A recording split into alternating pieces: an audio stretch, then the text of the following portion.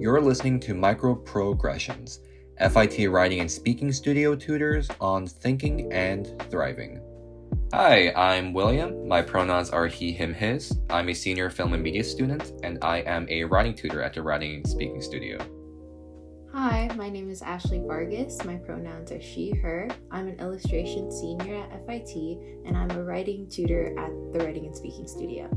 So how are you feeling today, Ashley? I'm feeling a little overwhelmed because it's a Monday, and I'm recognizing how many things I didn't do over the weekend, but excited for a new week. Yeah, no, definitely. I relate a lot. Why are the weekends going by so fast? I don't get it. Mm-hmm. So the topic of today's episode is expectations, more specifically what worked out and what didn't during this pandemic. So Ashley, I can imagine you've had many expectations that were kind of derailed as a result of everything going remote, right? Mm-hmm. I think both of us being seniors gives us a different type of perspective when it comes to what we wanted to happen this year and what didn't. I think when we first went online in March, it was supposed to be a 2-week thing, then it became a 2-month thing. Then we were supposed to have hybrid classes for seniors and some majors, and then we just never went back to campus. So kind of every time we kind of had a small reset of expectations, every single time it's just been derailed anyway. And I think it's kind of been disappointing, a little discouraging, especially because for most seniors or for some seniors, they might have put off some things to save for their last year. Yeah. Or something a bit larger is like, I know a lot of people at FIT have the feeling of like, oh, it's 2 graduations. I won't go to the associates one. I know that's one of my biggest regrets. But things like that, either like really small, not seeing your friends again, or really big, not having graduation for finally getting your degree. Of course, expectations have been completely derailed. Yeah, for sure. Talk about letdown after letdown. Yeah. I mean, like, I don't want to kind of like talk about expectations only in a bummer way. I think not being able to meet certain expectations, whether it's school-wise or personal-wise because of this pandemic, kind of taught everybody a lot about themselves and how to kind of come back from not meeting those expectations or being disappointed and how to deal with disappointment. I think I always told myself, like before quarantine happened, that, oh, I'm okay with anything. I'll, be able to go with the flow. And then as soon as the rug's kind of taken out from under you, that's really put to the test. So now take it day by day is not just like a saying. It's unfortunately become my lifestyle and the thread that I'm holding on to keep going. Because, once again, we thought we were going to have hybrid classes or we thought we were going to be back on campus after the summer. But that always changed, and it changed like 1 to 2 weeks before the semester started. So, honestly, just take it day by day. Whenever I see something about plans of the future, I try not to indulge myself too much in it because you don't know what's going to happen tomorrow. And, even if we are not able to make very specific career choices or even just like social, like hangout plans or whatever, I think there's I think it's still possible to set aside some goals that can be met personally, at least. And I think it's great that you're talking about like taking it day by day, because if anything, I'm glad that this time has made us more in the present and more mindful of our surroundings and just, like mental states in the end.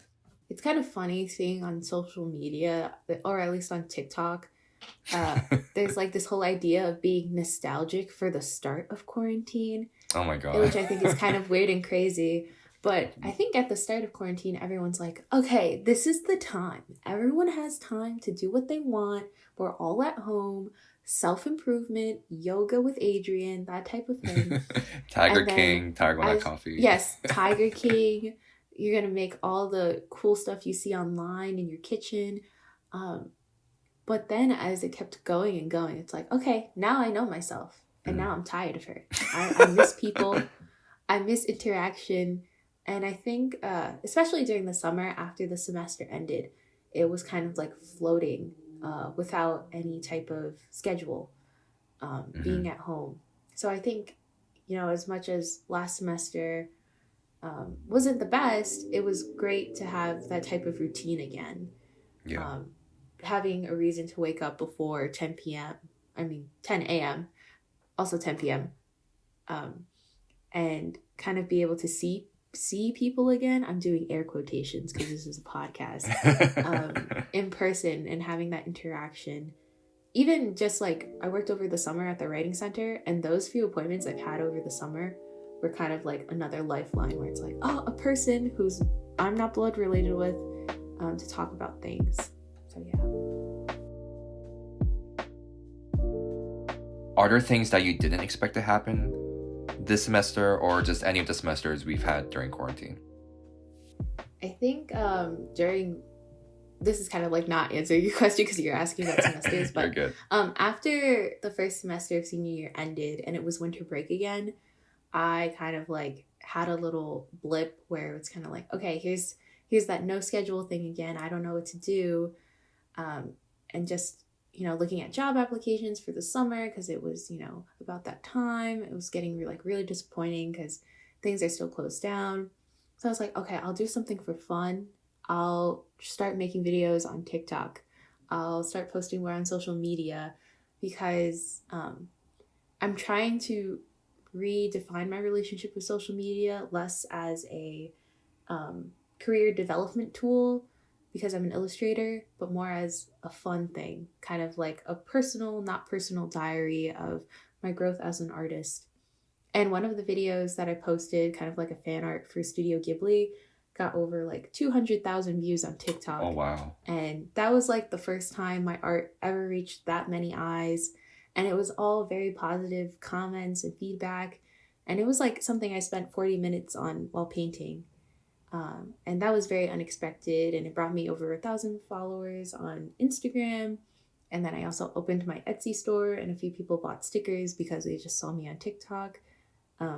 That kind of like reminded me that the world is very big. And I think that's kind of the feeling I got when I would commute every day, that there's so many people and so many possible connections you can make. But TikTok kind of reminded me of that in a very huge way. I love to hear that. And, I think it's great that what you're talking about like redefining your relationship with social media, because, I think there's been a lot of redefining going on.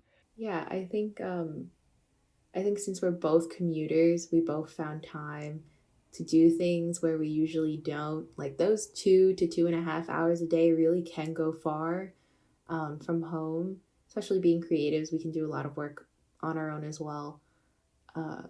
So yeah, like when I heard you were actually doing a lot last semester, you're doing an internship, you started this job, and then we were working on other stuff with Spotlight FIT. We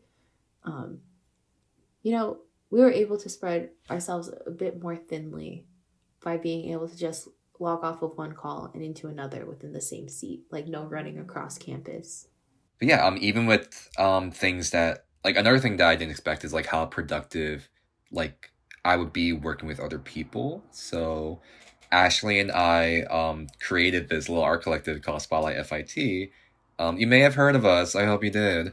But no, but because of that, like, we've been able to make like pretty much two really big virtual documentaries in conjunction with FIT, talking about issues at FIT, and also just like expand our like social media presence and everything like that. Mm-hmm. Yeah, I think with Spotlight, when we were on campus, it was very focused on running from one place to another and trying to get like in and out of these meetings as quickly and effectively as we can. And now I feel like when we go into a Spotlight meeting, it's really a conversation to get to know somebody, to make sure that our missions align. And when we collab with people, I think it's easier to follow up with them with an Instagram DM versus like trying to see them in the hallway, which I think is really great. I think that's something we weren't able to do before, and now we're trying to really build that community now. Okay, I really prefer just the DMing way. It's so much easier. I just wanted to ask you, how do you think students can achieve the feeling of doing the most that they can at FIT, even if they're graduating or not, like, given the current circumstances and, who knows what may happen in the future? I started also mentoring this semester, so I'm kind of just going to rephrase some things that I've said to my mentees who are freshmen. I think when you come to FIT is a very like goal-oriented school. You come in already choosing your major, you're kind of already set on a path, but to do the most that you can, you kind of need to explore a bit. You kind of need to go to those club meetings, you need to talk to your faculty, talk to your professors, and see what opportunities are out there. And once you actually know what opportunities are out there, actively participate. I think freshman year, it's really focused on, getting your bearings, kind of adjusting to what's happening.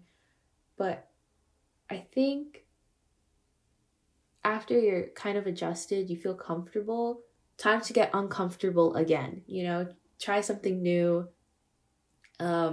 take some responsibility for a project you care about, and, just, I think in a weird way, just keep finding ways to be uncomfortable and become more confident in that. I think that's something doing all these projects with you, doing projects with the Writing Center have taught me to do, is that it's okay to be uncomfortable and not know things, because each of those experiences will make you stronger and more prepared. And I think that's why the whole take it day by day thing, I can take it more seriously, because I've done a lot of projects where I went in not knowing anything and I left feeling more accomplished than I would have thought. That's so beautiful and great to hear. I guess if there's anything to add on, I think, talking about exploration and all that, I think I'm going to graduate FIT remembering the things that I didn't expect myself to be doing, whether it's working as a writing tutor or taking a public speaking class in my sophomore year. It's the things that I didn't expect to be going in as a film student. But like, I have no regrets. Oh my God, geez. If I didn't do any of this, then I'd just be like, just sitting hunched over at my desk, just editing all the time and not really talking with anyone. I mean, I still do that, but like at least I have some better social skills nowadays, I guess. So yeah, like, and talking about like having a clear set path when you step into FIT with your major and everything, I mean, those jobs in the future and stuff, they're unpredictable as well, right? So, I mean, might as well just go out with a banger and just do as much as you can. If you want. No pressure. Within reason, okay? Yes. There are times where I think me and Will have spread ourselves so thin, where we might have teared at the seams a bit, but even though those things made us stronger, do this all with caution, folks. Definitely. Thanks for listening to this episode of MicroPROgressions, FIT Writing and Speaking Studio Tutors on Thinking and Thriving. If you are a student at the Fashion Institute of Technology, we offer one-on-one consultations with writing and speaking tutors to help you develop and present your ideas, written or spoken. You can schedule online appointments at fit.mywconline.com and find us on Instagram at FIT Write Speak. Thanks so much for listening throughout the semester, and this is your host, William, signing off. It was a pleasure working on this podcast. So tune in next time for the fall semester.